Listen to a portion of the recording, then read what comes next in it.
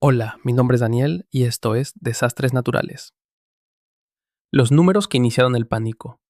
4 de marzo de 2026, 6:47 de la mañana, hora estándar del centro.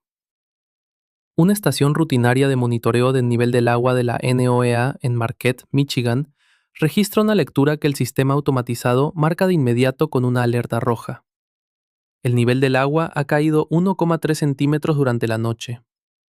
Para el observador casual, esto suena insignificante, una fluctuación menor. No lo es. La superficie del lago superior cubre 82.100 kilómetros cuadrados, 31.700 millas cuadradas. Un descenso de 1,3 centímetros en toda esa superficie representa un volumen de agua tan colosal que la técnica de la NOAA de guardia, una veterana con 12 años de experiencia llamada Carol Simmons, ejecuta el cálculo 3 veces antes de siquiera atreverse a levantar el teléfono. Carol está observando la desaparición, en una sola noche, de aproximadamente 427.700 millones de litros, 113.000 millones de galones, de agua. Para que seamos claros, esto no son los 4,7 millones de galones por hora que se informarían después. Esa cifra vendría más tarde, y es peor en un sentido distinto que analizaremos en breve. Pero esta lectura inicial es lo que dispara la cascada de investigaciones que conduce, 11 días después, a un descubrimiento que tiene las agencias de gestión de emergencias operando en lo que los funcionarios describen en privado como un estado de pánico controlado. Aquí es donde la hidrología entra en un terreno de total incredulidad. La lectura no puede explicarse por ninguna variable conocida por la ciencia moderna. Los modelos de la NOAA descuentan la evaporación, que promedia aproximadamente 1,88 milímetros por día en el superior a principios de marzo. Descuentan el flujo de salida a través del río St. Mary's, monitoreado continuamente por sensores de flujo de alta precisión. Descuentan el déficit de precipitación, las fluctuaciones en la capa de hielo, las anomalías de presión barométrica y la contracción térmica estacional. Ninguna de estas variables, ni una sola, ni en ninguna combinación matemática posible, explica lo que los indicadores están mostrando en tiempo real. Para el 6 de marzo, las estaciones de monitoreo en Duluth, Minnesota, confirman la misma anomalía. El descenso es consistente, direccional, y, lo que es más aterrador, se está acelerando. El 8 de marzo, la tasa se calcula con la precisión suficiente para producir el número que comenzó a circular silenciosamente por las redes de hidrología federal antes de que nadie se atreviera a usar la palabra público. 17,8 millones de litros, 4,7 millones de galones, de agua desvaneciéndose cada hora, las 24 horas del día. El doctor Raymond Cho, hidrólogo jefe del Centro de Ciencias de los Grandes Lagos del USGS en Ann Arbor, revisa los datos consolidados la mañana del 9 de marzo y envía un correo electrónico al director de su departamento con un asunto que no contiene lenguaje técnico. Algo está muy mal. El lago superior no se está evaporando, no está retrocediendo por la sequía, se está drenando.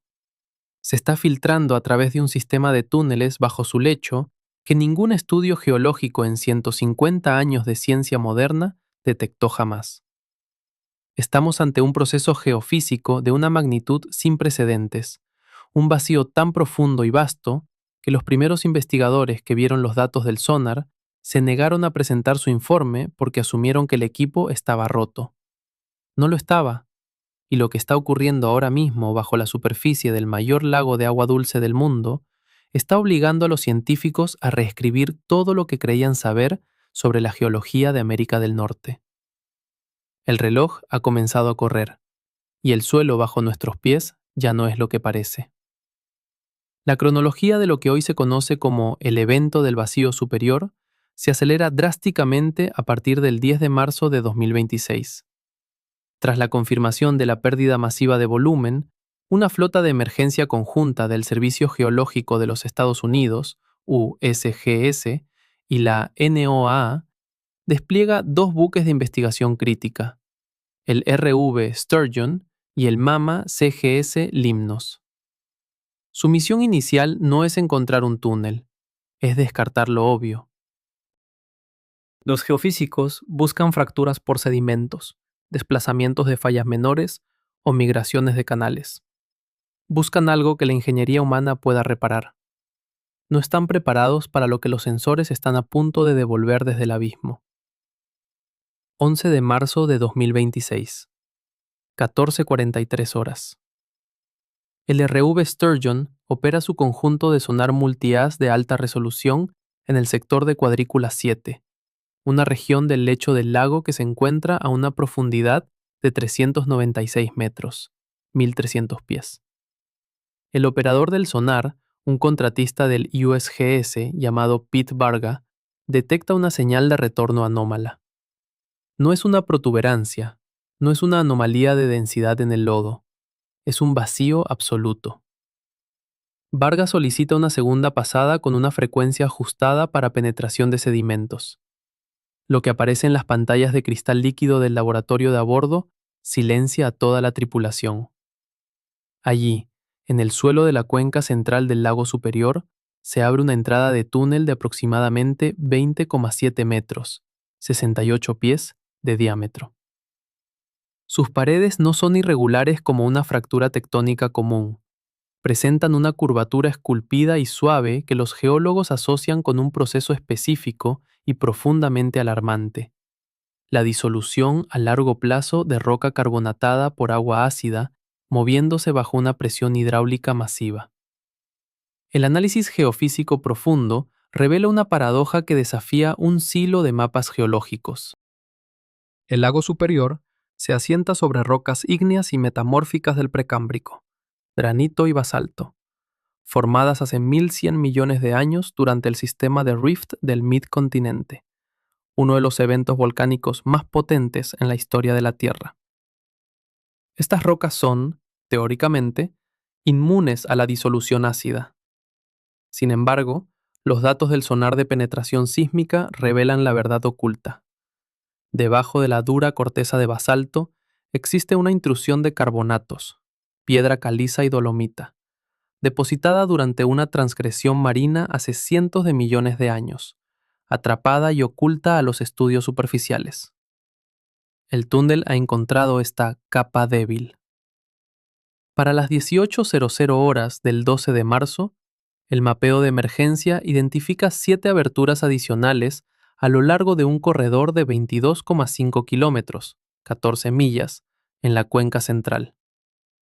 El sistema de túneles desciende con un ángulo de 22 grados hacia lo que los modelos preliminares sugieren es una red de vacíos masivos dentro del basamento precámbrico.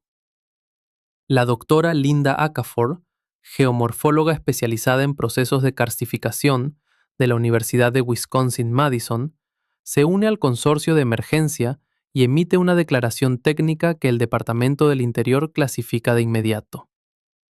Estamos observando un sistema de conductos de escala regional operando dentro de un acuífero de carbonatos enterrado que no sabíamos que existía. El túnel no se abrió en marzo de 2026. Ha estado allí durante milenios, desarrollándose silenciosamente. Lo que estamos viendo ahora es la ruptura del sello final, y la tasa de drenaje de 17,8 millones de litros por hora está actuando como un chorro de arena industrial, acelerando la erosión hidromecánica. La vulnerabilidad de la infraestructura es total. El puerto de Duluth Superior, el puerto de agua dulce más grande del mundo por tonelaje, mueve anualmente decenas de millones de toneladas de mineral de hierro y grano. Sus operaciones dependen de cada centímetro de calado. Una caída de solo 30 centímetros en el nivel del agua dejaría al 40% de la flota comercial incapaz de navegar a plena carga. Pero el peligro más inmediato es humano. En Ashland, Wisconsin, el ingeniero municipal Gerald Hogan informa que el margen de seguridad de la toma de agua potable de la ciudad se ha reducido en un 11% en solo 2 semanas.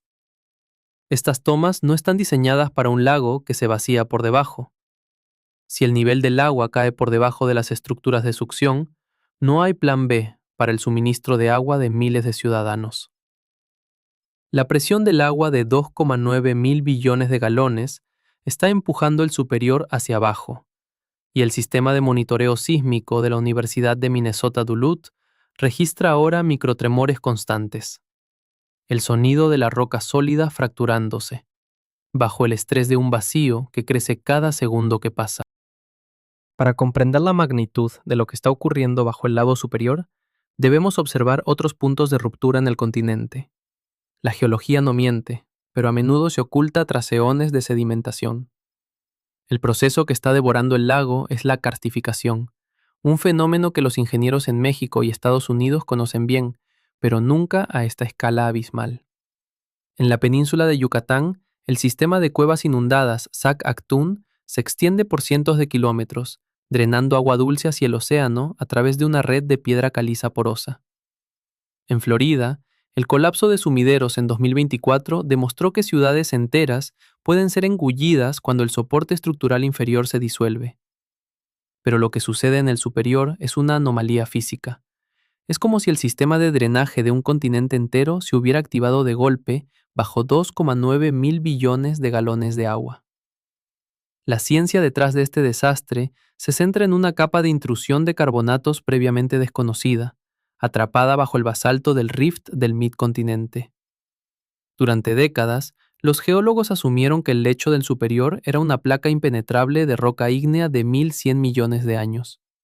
Estaban equivocados. El Dr. Warren Lackader, el hidrogeólogo de la Universidad Tecnológica de Michigan que fue ignorado en 2009, propuso que el peso masivo del lago estaba comprimiendo una serie de bolsas de caliza antigua. Su teoría, ahora validada de forma catastrófica, sugiere que el ácido carbónico natural del agua del lago ha estado royendo esta capa durante milenios. Lo que ocurrió el 4 de marzo de 2026 no fue la creación del túnel, sino el fallo del sello hidráulico. La presión hidrostática en el fondo del lago, que alcanza los 38 kilogramos por centímetro cuadrado, 550 libras por pulgada cuadrada, finalmente perforó la última barrera de roca debilitada. Existe un paralelo histórico escalofriante en territorio estadounidense. El desastre del lago Peigneur, en Luisiana, 1980. En aquel evento, una perforación errónea en una mina de sal creó un embudo que drenó un lago entero en cuestión de horas, creando el mayor remolino jamás registrado por el hombre. Sin embargo, el lago Peigneur era un estanque comparado con el superior. Lo que estamos viendo ahora es el efecto Peigneur a escala planetaria. Los modelos de riesgo desarrollados por el Consorcio de Emergencia indican que no estamos ante un ciclo de drenaje estacional, sino ante un evento de vaciado estructural que ocurre una vez cada 10.000 años, coincidiendo con el final de los periodos interglaciares. Los datos de monitoreo de la red sísmica de Duluth añaden una capa de terror técnico. Los 17 eventos sísmicos registrados entre el 5 y el 6 de marzo no fueron terremotos tectónicos estándar, fueron eventos de colapso de cavidad. Cada microtremor de magnitud 1,2 en la escala de Richter representa el colapso de una sección de la bóveda del túnel, lo que aumenta instantáneamente el flujo de agua. El análisis de frecuencia sugiere que el túnel está experimentando lo que los ingenieros llaman erosión por cavitación. El agua se mueve tan rápido que crea burbujas de vacío que implosionan contra las paredes de roca, arrancando trozos de basalto y caliza como si fueran papel. La estadística es demoledora. Si el diámetro del túnel principal aumenta un 15%, como predicen los modelos de la doctora Elena Vázquez, la tasa de drenaje de 17,8 millones de litros por hora, 4,7 millones de galones, podría duplicarse para el mes de junio. Esto no es solo una pérdida de agua, es una pérdida de energía potencial que está desestabilizando la corteza terrestre en la región de los Grandes Lagos. En México, los sismólogos del Servicio Sismológico Nacional están monitoreando si esta redistribución masiva de masa en el norte del continente podría inducir respuestas sísmicas en fallas distantes, debido al ajuste isostático de la placa de Norteamérica. El peso del agua que desaparece está permitiendo que la corteza se eleve milimétricamente, un proceso que suele tardar siglos y que ahora ocurre en semanas. Lo más inquietante es el destino del agua. No está emergiendo en ningún río. No está alimentando los acuíferos superficiales de Michigan o Wisconsin. Los modelos isotópicos sugieren que el agua está descendiendo a profundidades de más de 5 kilómetros, entrando en el sistema de fracturas profundas del Rift. Estamos perdiendo el mayor reservorio de agua dulce de la superficie de la Tierra hacia el manto superior. Es un sistema acoplado, donde la hidrosfera está invadiendo la litosfera de forma violenta. Los científicos se preguntan ahora si el superior es solo el primero. Si el sistema de túneles se extiende bajo el lago Michigan o el lago Hurón, la seguridad hídrica de 40 millones de personas en Estados Unidos y Canadá se desvanecerá en un vacío que no podemos ver, no podemos medir, y según admiten los expertos en privado, no podemos detener. La magnitud de una catástrofe no se mide solo en hectolitros o en diámetros de túneles, sino en el colapso silencioso de las vidas que dependen de un equilibrio geológico que dábamos por sentado. Para el 15 de marzo de 2026, lo que comenzó como una anomalía técnica en una estación de la NOAA se ha transformado en una crisis existencial para las comunidades del Cinturón de Hierro y los puertos del norte de Estados Unidos. La superficie del lago superior, ese espejo gélido que ha permanecido inalterable durante 10.000 años, está empezando a mostrar las cicatrices de su propia desaparición. Conozcan a Thomas Bajicki. Thomas tiene 53 años y es miembro de la banda Fond du Lac de los Chippewa del lago superior. Su familia ha pescado estas aguas comercialmente durante 4 generaciones. Su abuelo navegó estas coordenadas cuando el hielo aún dictaba el calendario de la vida. Su padre le enseñó a leer las corrientes antes de que aprendiera a leer un mapa. Para Thomas, el lago no es solo un recurso, es un contrato sagrado. El 14 de marzo, Thomas retiró sus redes y las encontró a medio llenar. No porque los peces se hubieran ido, sino porque su embarcación encalló en un banco de arena que no figuraba en ninguna carta náutica. Un banco de arena que, simplemente, no estaba allí el otoño pasado. El lago se siente diferente, declaró Thomas a un reportero del Duluth News Tribune, en una entrevista que el gobierno intentó retrasar. No tengo una palabra científica para esto. Solo se siente como si algo estuviera succionando la vida desde abajo. Thomas no sabe aún lo del túnel de 20 metros de diámetro que devora 17,8 millones de litros por hora. El embargo de información federal sigue vigente mientras escribo este guión. Él solo sabe que el agua ha retrocedido donde nunca antes lo había hecho, y que los derechos de pesca protegidos por tratados federales desde 1992 no sirven de nada si el hábitat desaparece. La pérdida de calado no es un inconveniente menor, es una sentencia de muerte logística. El puerto de Duluth Superior, la arteria principal de la economía de materiales básicos de América del Norte, está operando bajo una sombra de incertidumbre técnica. La industria del transporte marítimo en los Grandes Lagos genera aproximadamente $35,000 millones en actividad económica anual. El mineral de hierro de la Cordillera de Hierro de Minnesota se mueve desde aquí hacia las acerías de Indiana, Ohio e incluso hacia los complejos industriales en el norte de México, conectando el destino de Monterrey con el nivel del agua en Marquette. El Cuerpo de Ingenieros del Ejército de los Estados Unidos estima que cada pulgada de pérdida de calado en el lago superior cuesta a la economía regional aproximadamente $13,3 millones anuales en capacidad de carga reducida. Si las proyecciones de una caída de 20 a 35 centímetros, 8 a 14 pulgadas, en los próximos 18 meses se cumplen, el golpe económico superará los $160 millones solo en logística, sin contar el efecto dominó en los precios del acero y la energía.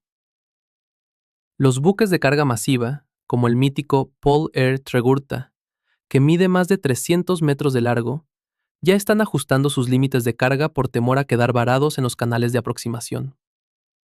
En la ciudad de Ashland, Wisconsin, con una población de 8,000 personas, la crisis ha dejado de ser estadística para volverse física. Gerald Hogan, el ingeniero municipal que ha cuidado el sistema de agua de la ciudad durante 22 años, se encuentra en una situación que sus manuales de ingeniería nunca previeron. La toma de agua de Ashland, situada en las profundidades de la bahía de Chequamegon, fue diseñada para operar dentro de un rango específico de niveles históricos. El 16 de marzo, en una sesión cerrada del Consejo Municipal, Hogan informó que el margen de succión, la distancia crítica entre la superficie del agua y la parte superior de la tubería de toma, se ha reducido un 11% en solo 2 semanas. No tenemos un plan de respaldo, admitió Hogan. Nadie diseña un sistema de agua municipal pensando que el lago más grande del mundo va a empezar a drenarse como una bañera. Si el nivel cae por debajo del umbral crítico, las bombas comenzarán a succionar aire, provocando una cavitación que destruiría la infraestructura de tratamiento en cuestión de minutos, dejando a 8.000 ciudadanos sin agua potable. Mientras tanto, la crisis ecológica se está gestando en las profundidades térmicas. El lago superior es un ecosistema calibrado por el frío. Sus poblaciones de trucha del lago, cisco y coregón dependen de la estratificación térmica de sus aguas profundas. Al perder volumen de manera tan violenta, la estructura térmica del lago se está alterando. Los modelos de la Universidad de Minnesota sugieren que el agua más cálida de la superficie está penetrando en zonas que antes eran refugios gélidos, amenazando con sofocar a las especies que son la base de la cadena alimentaria. La desaparición de la pesca comercial no solo es un golpe de $500 millones, es el fin de una cultura que ha sobrevivido a glaciaciones, pero que no parece que vaya a sobrevivir a este vacío. La respuesta del gobierno ha sido un ejercicio de pánico controlado. FEMA ha comenzado a preposicionar activos de respuesta en Duluth y Marquette, incluyendo unidades masivas de purificación de agua y suministros de emergencia. El 13 de marzo se activó discretamente un grupo de trabajo conjunto bajo el Acuerdo de Calidad del Agua de los Grandes Lagos entre Estados Unidos y Canadá. Pero el secretismo ha alimentado una paranoia justificada. Un contratista del UGS, que habló bajo condición de anonimato, describió el ambiente a bordo del RV Sturgeon tras el descubrimiento del túnel. Vimos el sonar y nadie habló durante 1 hora. Sabíamos que esto no se podía tapar con cemento. Sabíamos que el tiempo se había agotado antes de que el público siquiera supiera que el reloj estaba funcionando. La senadora Tammy Baldwin, de Wisconsin, ha roto el silencio, exigiendo transparencia total. Los ciudadanos de esta región no son niños a los que hay que proteger de la verdad, son los dueños de este lago, declaró en un comunicado que se volvió viral el 18 de marzo.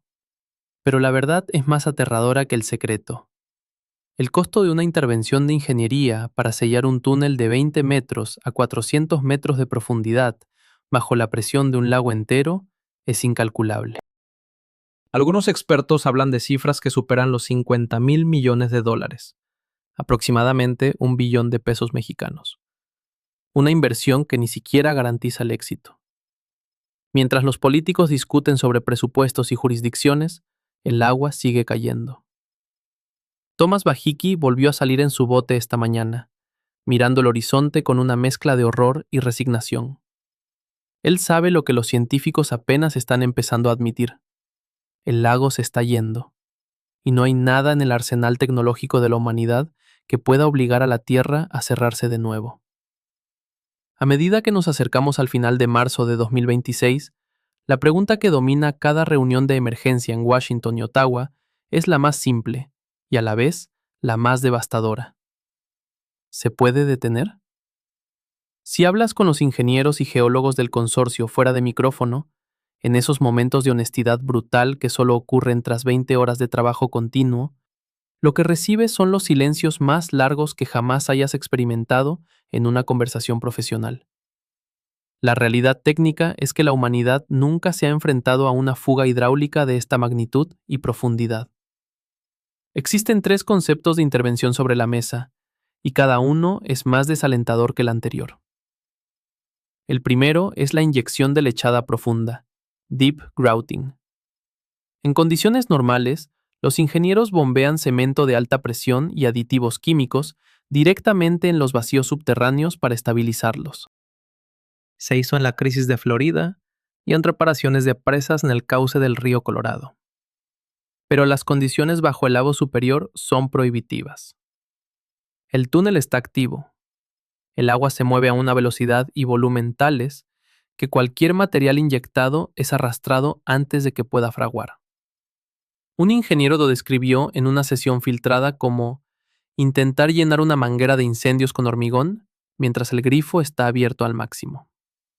Para detener el flujo, tendrías que superar la presión hidrostática de 2,9 mil billones de galones de agua. El lago mismo es la bomba, y no hay interruptor de apagado. El segundo concepto es el colapso controlado. Detonar cargas explosivas para provocar fallos localizados en el techo del túnel y bloquear el conducto con escombros. En términos de ingeniería, esto es intentar arreglar una tubería destruyendo la tubería. El riesgo es inasumible. Un colapso provocado podría propagarse hacia arriba, rompiendo el basamento ígneo y creando un sumidero masivo que aceleraría el drenaje en lugar de detenerlo. Nadie quiere ser el responsable de abrir un agujero de 500 metros en el lecho del mayor reservorio de agua dulce del planeta. El tercer concepto, discutido con una discreción casi absoluta, es el más honesto en su admisión de derrota. Un sistema de bypass.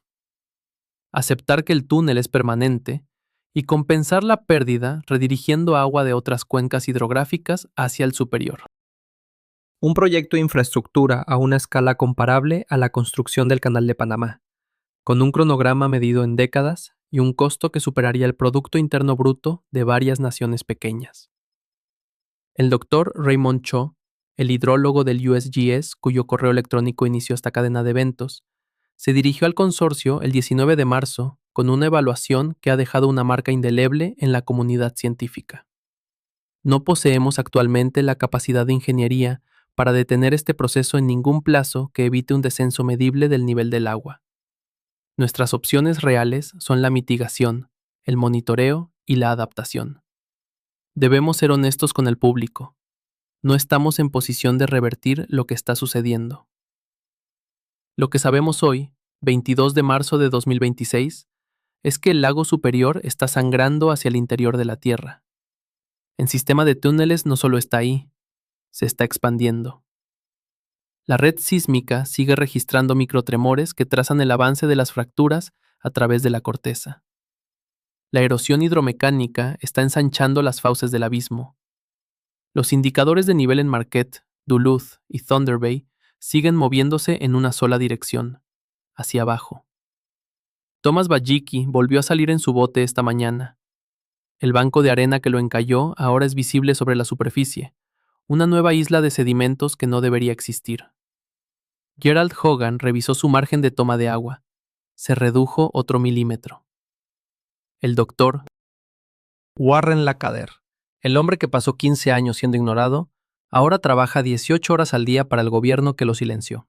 En un mensaje compartido con este canal, Lacader escribió: "Pasé década y media esperando estar equivocado. Daría cualquier cosa por haberlo estado. Pero la geología no tiene sentimientos, solo leyes físicas. El lago superior ha mantenido su forma durante 10.000 años.